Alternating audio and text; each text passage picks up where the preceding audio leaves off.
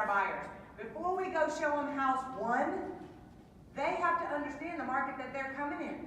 If you have a client who wants to buy a house for even, I was going to say 5 or 10%, even $3,000, $4,000, $5,000 below list price, not today. Maybe when it's been on the market for a month and it's a less desirable property, right? But if they don't understand and they don't see the stats, they're not going to understand. We must educate the buyers and let them know what's going on in the market. Fully educate them. I see people coming onto Facebook and talking about their buyers, and they haven't taught them about the market until they go out and start driving around. This is the pre-work. Show them that things are selling at list or above list.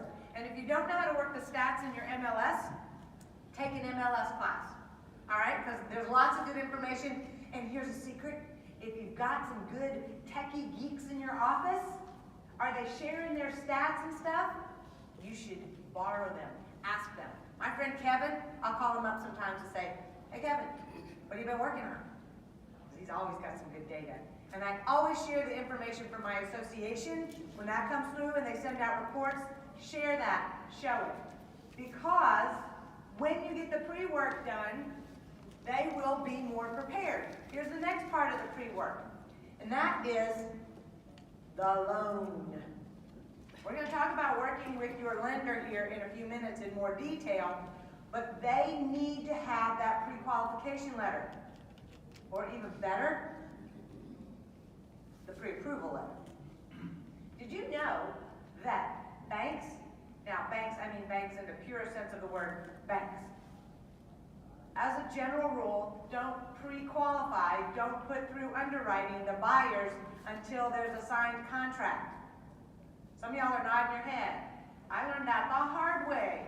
I don't know, just a year or two ago, actually. And then I confirmed it, right? I've been selling houses for 20 years, and I'm still learning, right? So those banks cannot pre-approve your buyer. Is that the best lending source for your client? Just something to consider. I'm going to give you some more suggestions with that. If the house price is above list price, or sometimes even if it's at list price, because list price sometimes, how many of you know list price, you look at that and go, are you kidding me? Right? The list price already starts at what you cannot imagine it appraising for. So does this buyer have any options available to them to go above appraisal price? And I'm going to give you some suggestions for that. I've been continuing with this class as I keep teaching it. I'm getting more information about that. So we're going to get to that. But you want to make sure you understand completely the financial situation of your buyer, and you, even more importantly, or equally so, your buyer needs to understand their financial situation, right? Do they need closing costs? If they do, we're going to have to look at some of the things I'm going to suggest as we move through the course. But they need to be aware that needing closing costs is going to limit their opportunities. They're not going to have the strength of negotiating power that they might think they have. All right, let's keep going. This has become one of my recent longings for agents to do longer and more thorough consultations with their buyer. It used to be, I'm telling you, technology has made all kinds of changes in our industry, hasn't it? And we'll get a call from somebody and they'll say, come and show me this house, and you meet them at the house. And it has been my experience and my observation that many agents just get the information at the house, and a lot of agents are not doing a full consultation with their buyer clients, not actually having a sit down and talking about things. And when that doesn't happen, there is so much information that is lost. We're going to talk about negotiation this afternoon if you're going to be coming back to that class, and we're going to talk about preparation. And this is part of that, the consultation, sitting with them and educating them about the market and hearing their concerns and also hearing their disconnect. If they haven't yet caught on how crazy the market is, or even if they have, do they know what that means for them? When my son bought his house, I referred to him an agent who is a good agent. However, they never had a consultation. I was really disappointed when I found that out, because in the end, she was not actually showing him houses in the area that they wanted to be. And this was an agent I had referred to him. I assumed everybody was doing full consultations. I have since realized this is slacking off. Another area where we're not consulting with our buyers to the degree we should be is contract preparation.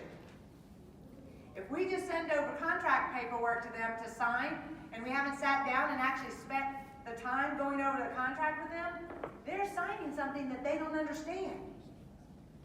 So sometimes now for our consultation, we need 2 or 3 visits with them. So consult thoroughly. Start at the very beginning and get them ready. I'm going to give you a sneak peek into the negotiation. We're going to talk about this right now because I want you to be prepared with this. BATNA. Does anybody know what a BATNA is? Boom! Best alternative to a negotiated agreement from getting to yes by Uri and Fisher. Uri and Fisher. They're the author of the book that they coined this. Have you read that book? No. A Harvard negotiating class, and they taught you this. This concept, let me talk about this. Best alternative to a negotiated agreement. What this means is that we have to have a conversation with the buyer that says, if you don't get this house, or if you don't get any house, what are your alternatives? Will you continue to rent? Will you move to a smaller town where the price point is different? Will you stay in your parents' basement? Will you continue to live in the Residence Inn? How many of you have had clients living in the Residence Inn? That'll motivate a buyer. I got a few of those. There's some government transfer jobs, and they go in the Residence Inn. They're highly motivated. All right. We have to know, what are they going to do if they don't buy a house? Because they have to keep that in mind. That becomes part of their motivation when they're negotiating. So discuss this with them at the consultation. If you don't buy a house, what are you going to keep doing for a living situation? Is that what you want? Then that becomes the next question. Is that a good alternative for you for the next 6 months or a year or the rest of your life? Right? So we want to discuss this with them. And we put this on a yellow pad. Okay, you could be doing this or this or this. If you don't buy a house, what else are you going to do? So we want to discuss that early on. All right, I've got a list here. Who loves lists? Y'all love lists? I do. All right, I made you a list. 7 things to do to get the house. How to help you prepare a signable contract package. That's my favorite. Signable. When I send an offer over to the listing agent, I want them to give it to their seller and say, oh, this one's pretty amazing. They go over it, sign here. No counters. That's my goal. All right? So let's take a look at how we can present this amazing offer. You've already prepared the buyers. They're ready. You found a house, or you found a house that they would like to offer on, they're interested in, right? Call the listing agent. Keyword there, which one is keyword? Call. Awesome. Yeah. Do not text, do not email. Those are backup plans, okay? Texting and emails are when they won't answer your calls or return your calls. But let's start with the phone call. Call the listing agent. What happens when you call the listing agent? You get a voicemail. You hope they answer the phone and you get information. Some listing agents will give you a lot of information, right?